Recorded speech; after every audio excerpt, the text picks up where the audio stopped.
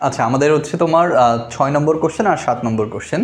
তো 6 নম্বর কোশ্চেনটা তোমার আসছে হচ্ছে 40 আলোকবর্ষ দূরে, অর্থাৎ এটা তোমার 8 নম্বর চ্যাপ্টার থেকে, যে আধুনিক পদার্থবিজ্ঞানের সূচনা। সো এই কোশ্চেনটায় কী বলা আছে দেখো, যে 40 আলোকবর্ষ দূরে একটি গ্রহে যাওয়ার জন্য 45 বছর বয়সী, অর্থাৎ এই যে 45 বছর বয়সী একজন নভোচারীকে 0.6 c অর্থাৎ আলোর বেগের 0.6 বেগে নভোযানে পাঠানো হলো। নভোচারীর ভর দেওয়া আছে, অর্থাৎ নভোচারীর ভর স্থির অবস্থায় কত কেজি? 80 কেজি। নভোচারীর গড় আয়ুষ্কাল, অর্থাৎ নভোচারী যত বছর বাঁচবে সেটা হচ্ছে 80 বছর, অর্থাৎ নভোচারীর গড় আয়ুষ্কাল, তার মানে নভোচারী 80 বছর বেঁচে থাকে। অর্থাৎ 1 আলোকবর্ষ সমান দেওয়া আছে 9.4 ইন্টু 10⁻15 মিটার। আচ্ছা, তোমাকে বলছে যে চলন্ত অবস্থায় নভোচারীর ভর কত। তার মানে চলন্ত মানে আসলে কি? গতিশীল অবস্থায় ভর। তাহলে আমরা গতিশীল অবস্থার ভর জানি না, যে গতিশীল অবস্থার ভর বের করতে হবে। তাহলে আমরা জানতাম যে m = m0√1 - v²/c²। এখানে m0 অর্থাৎ স্থির অবস্থার ভর দেওয়া আছে কত দেখো, নভোচারীর স্থির অবস্থার ভর হচ্ছে এই যে 80 কেজি, 80 কেজি ভরের নভোচারী। সো মোটামুটি ভালোই মোটাতে একজন নভোচারী। এবং তোমাকে যে বেগে নভোযানটা চলতেছে এটা হচ্ছে আলোর বেগের 0.6 c, অর্থাৎ 0.6 c। আচ্ছা, আমাকে বের করতে হবে হচ্ছে এই গতিশীল অবস্থার ভর m। সো এটা আমরা বের করতে পারি, জাস্ট মান বসায় দাও, তাই কাজ শেষ। যে m = m0 কত? 80√1 - v²। তাহলে ভির মান হচ্ছে 0.6 ইন্টু c², নিচে আছে কত? c²। তাহলে ভির মানটা হচ্ছে 0.6 c, দেন এটাকে স্কোয়ার করলে তোমার 0.6 ইন্টু c²। তাহলে এই c কাটতেছে, তার মানে আমরা পাচ্ছি 80√1 - 0.6²। সো এটা করলে তোমার ক্যালকুলেশনে বসাইলে আনসার পাবা হচ্ছে, ক্যালকুলেশন করলে পাচ্ছ হচ্ছে তোমার 100 কেজি। অর্থাৎ এই যে নভোচারী যে গতিশীল অবস্থায় ভর ছিল এটা কত কেজি? 100 কেজি। ঠিক আছে। আচ্ছা, পরের কোশ্চেনটা দেখো। এই কোশ্চেনটা খুবই একটা ইন্টারেস্টিং বিষয়, যে তোমার এখানে টাইম বের করতে হবে মনে হয়। হ্যাঁ, যে নভোচারী গ্রহে জীবিত পৌঁছাবে কিনা। তার মানে আমার এইখানে যে ঘটনা ঘটতেছে, যে তুমি একটা নভোযানে করে একটা নভোচারীকে তুমি অন্য আরেকটা গ্রহে পাঠাচ্ছ, ঠিক আছে। এখন সে আসলে জীবিত পৌঁছাবে কিনা। সো জীবিত পৌঁছাবে কিনা এটার আনসার আমার কী বের করতে হবে? ডেফিনেটলি সময় বের করতে হবে। অর্থাৎ সে 45 বছরে তার যাত্রা স্টার্ট করতেছিল এবং তার এই পৃথিবী থেকে মনে করো সে অন্য গ্রহে যাচ্ছে। এখন অন্য গ্রহে যাইতে কত সময় লাগবে, বা গতিশীল অবস্থায় বা নভোযানের মধ্যে তার অতিক্রান্ত সময়টা বের করতে হবে, ঠিক আছে। এবং দেখতে হবে এই সময়টা তার আসলে গড় আয়ু থেকে বেশি হয় নাকি ছোট হয়। সো গড় আয়ু থেকে বেশি হইলে সে কি নভোযান অন্য গ্রহে পৌঁছাবে, কিন্তু সে আসলে মৃত অবস্থায় পৌঁছাবে। আমরা দেখি যে আসলে সে জীবিত পৌঁছায় নাকি মৃত পৌঁছায়। তাহলে কী করবো? আমরা সময় বের করবো। তাহলে নর্মালি তোমার জিনিসটা এরকম একটু চিন্তা করো।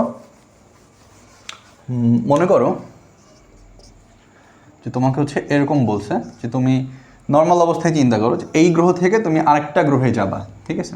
এটা মনে করো এ গ্রহ, এটা হচ্ছে বি গ্রহ, ঠিক আছে। এই জন্য তোমার এইখান থেকে তোমাকে একটা নভোযানে করে পাঠানো হচ্ছে, মনে করো এটা তোমার সেই নভোযান, ঠিক আছে। এখন তোমাকে বলছে যে এই এ গ্রহ থেকে এই যে বি যে গ্রহটা ছিল এই গ্রহের ডিস্টেন্স তোমাকে দিয়ে দিছে। তার মানে এই গ্রহ থেকে বি এর দূরত্ব কত? 40 আলোকবর্ষ দূরে, ঠিক আছে।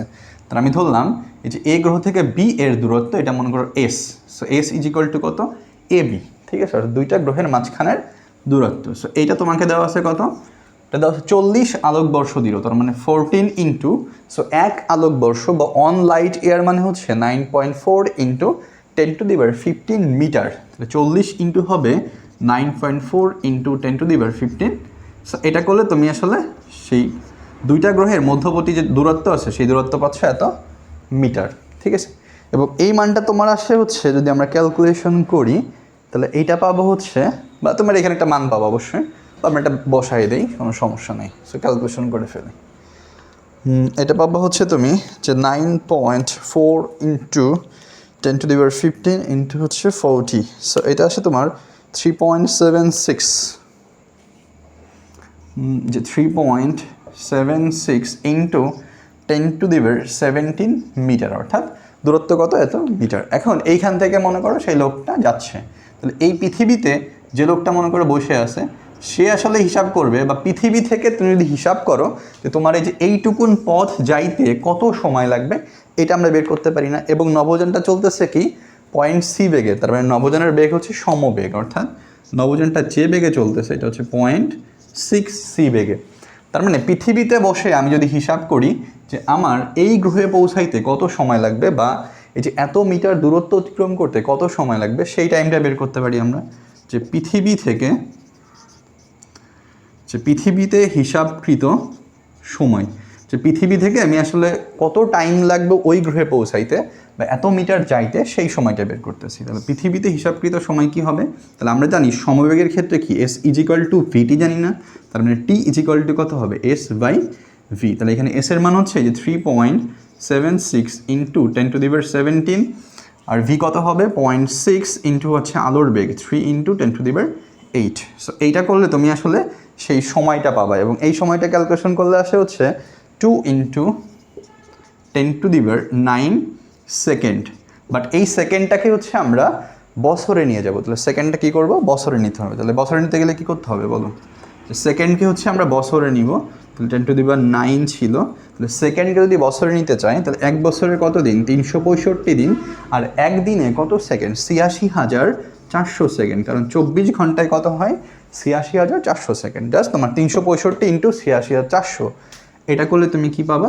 বছরে পেয়ে যাবে। ঠিক আছে, যে এত বছর। এবং এই মানটা তোমার আসে হচ্ছে 66.23 অর্থাৎ এত বছর। অর্থাৎ তুমি যদি পৃথিবী থেকে হিসাব করো যে ওই গ্রহে বা বি গ্রহে তোমার পৌঁছাইতে সময় লাগবে হচ্ছে 66.23 বছর। এটা পৃথিবীর হিসাবে। বাট তুমি তো আর পৃথিবীর হিসাবে যাবে না, তুমি যাবা হচ্ছে গতিশীল অবস্থায়। তার মানে তোমাকে আবার বের করতে হবে যে গতিশীল অবস্থায় অ্যাকচুয়ালি তোমার কত সময় লাগবে ওই গ্রহে পৌঁছাইতে। ঠিক আছে, সো এটা আমরা বের করে ফেলি যে গতিশীল অবস্থায় আমার কত সময় লাগতেছে, এটা আমরা বের করব। আমরা এটা হচ্ছে যে গতিশীল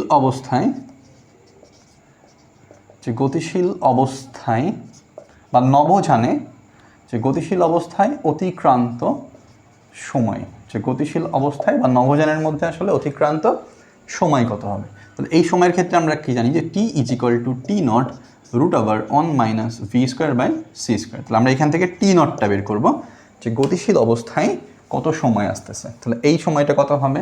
যে t × √1 - v²/c²। তাহলে এখানে তোমার মান বসাইলে সব মান পেয়ে যাবা, কারণ প্রত্যেকটা মানই তোমাকে দেওয়া আছে। তাহলে এই মানটা আসে হচ্ছে 53 ইয়ার্স, যে 53 বছর। অর্থাৎ গতিশীল অবস্থায় অ্যাকচুয়ালি বা প্রকৃত বা আপেক্ষিকতা অনুযায়ী তোমার এই যে এ গ্রহ থেকে বা একটা গ্রহ থেকে অন্য গ্রহে পৌঁছাইতে সময় লাগে কত? 53 বছর। এবং সে যাত্রা স্টার্ট করছিল কত বছর বয়সে? 45। তাহলে তার হিসাবকৃত মোট বয়স কত হবে? তাহলে নভোচারীর মোট বয়স, যে তোমার নভোচারীর হিসাব করে লাগতেছে হচ্ছে যে নভোচারীর মোট বয়স কত হবে বলো তো? যে মোট বয়স হবে হচ্ছে সে 45-এ গেছিল এবং তার ওই গ্রহে পৌঁছাইতে সময় লাগতেছে হচ্ছে 53। তার মানে এটা হচ্ছে 98 ইয়ার্স। তাহলে নভোচারীর গড় আয়ু কত ছিল বলো তো? গড় আয়ু হচ্ছে 80 বছর, কিন্তু সে অন্য গ্রহে পৌঁছাইতে সময় লাগবে কত? 58 বছর বয়স হয়ে যাবে। তাহলে কি সে জীবিত পৌঁছাবে? ডেফিনেটলি না। নভোচারীর গড় আয়ু হচ্ছে 80 বছর, তার মানে সে 80 বছর বাঁচবে। কিন্তু আমরা হিসাব করে পাচ্ছি যে ওই গ্রহে যখন নভোযানটা পৌঁছাবে তখন তার মোট বয়স হয়ে যাবে কত? 98 বছর। তার মানে সে ওই গ্রহে পৌঁছাবে কিন্তু কোন অবস্থায়? মৃত অবস্থায়। তার জীবিত পৌঁছানোর সুযোগ নাই। তার মানে নভোচারী পৌঁছাবে এবার জীবিত অবস্থায় না। তাহলে তুমি এটা তোমাকে জাস্ট বলছে যে জীবিত পৌঁছাবে না, তার মানে তুমি লিখবা যে নভোচারী জীবিত পৌঁছাবে না। ঠিক আছে, তার